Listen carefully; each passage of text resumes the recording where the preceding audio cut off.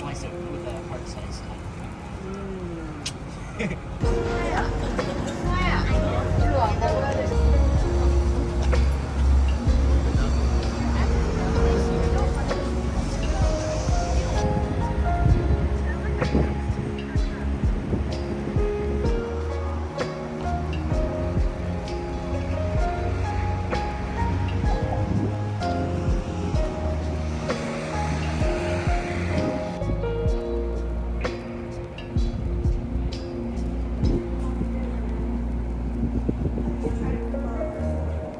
The Big Apple.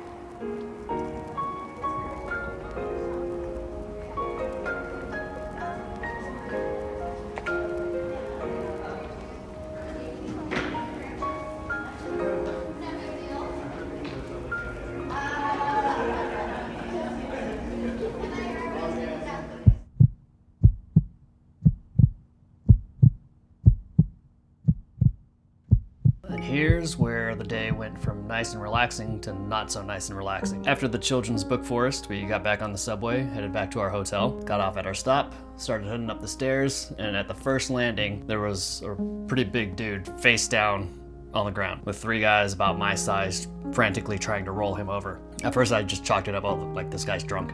But when I saw like the level of, oh shit, we need to get this guy over, I was like, oh, this is probably an emergency, I should go help. What they didn't realize was that his arm was pinned behind him, so every time they tried to roll him, his arm was just like getting in the way. I went over there, grabbed his sleeve, yanked it through, and so we finally got him on his back. I noticed that he had a huge gash in his forehead, his eyes were open but glazed over, lips were blue, he was drooling, and he had urinated. And for a quick second, I was like, fuck. And then I remembered, oh yeah, dumbass, you're EMT certified, do something. Felt for a pulse, nothing. And by the time I realized there was no pulse, train station worker was already doing compressions. So he starts doing compressions. One of the guys helping roll the victim over had 119 on speakerphone, which is the equivalent of 911 here. They're speaking back and forth, and I didn't want to interrupt, nor did I have the Japanese vocabulary to say so.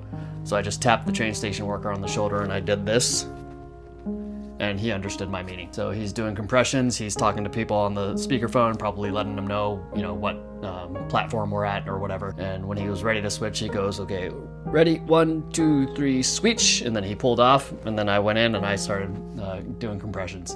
And then of course, in the very formal Japanese way, he said, arigato gozaimasu, chotomate kudasai, and he took off. So I take over compressions. I feel some crunching. Because it is not a gentle process, you will feel pops of costal cartilage and whatnot. I'm not saying anything to the people on the speakerphone because, like I said, don't speak Japanese. The guy who made the call, I think, started talking, and I'm guessing he's probably like, hey, the train station worker left. We have another guy who's doing compressions right now. The train station worker returns with the AED. So he starts getting it all set up. He's plugging in the wires, he's getting the pads attached, and I keep doing compressions until he's ready. And then he like taps me when he's ready. And this gentleman was wearing a button-up shirt. In America, naturally what we would do is just rip the damn thing off like we're the Hulk, right? This train station worker starts gingerly unbuttoning every button so perfectly. So he starts up here, I start about here. I'm trying to do one button, and like my fine motor reflexes are non-existent, right? Because this is a high stress scenario for me. And I'm trying to do one, and he's like, doot, doot, doot, doot, doot, doot, and he finally gets to where I am, and then I just went like this. And then he finally did like the last 3 buttons. We get the shirt open, we lift his undershirt, attach the pads. Even though the AED was speaking in Japanese, there are certain things it needs to do, like analyze a rhythm. And I'm like, okay, So I got some time. The dude was still laying on top of his umbrella and his cane, so just in case I moved that stuff out of the way. It's analyzing a rhythm. We may or may not have gotten him into a shockable rhythm. He might have just been in that rhythm anyway, but it was a shockable rhythm. So the AED delivered a shock, and as soon as that was done, I got right back in on compressions. And the first compression I did, I broke a rib. The other pops I felt as I was doing compressions, but this one I felt and heard. And I like slightly pulled back and hesitated, and then realized a beating heart is more important than a broken rib. So I kept going. A minute or two later, fire and EMS show up. I get a tap on the shoulder, I look back, I see him, and I give him a nod. I do like 2 or 3 more compressions, and then I just lift my hands and I back off and let them get in there and do their thing because they're the professionals, right? What I didn't know was that Mary was there watching this whole thing go down. I told her to, you know, take my mom and get out of here, right? Because this is not something that most people would want to see, but she wanted to be there to support me, and like, I greatly appreciate that. So she's standing there, and I go up and I give her a hug, tell her it's all right, don't worry. Ask for some hand sanitizer, and she dumps like half the fucking bottle in my hands. So I'm just like doing this for like minutes, trying to get all of this hand sanitizer rubbed in. I was like, all right, let's get out of here. I look at the train station worker, he looks at me, we kind of give each other the nod, like, hey, good job, buddy. And we got out of there. Definitely one of the more interesting moments of the Japan trip. I hope that guy made it, because life is short. You never know when your fucking heart's gonna stop.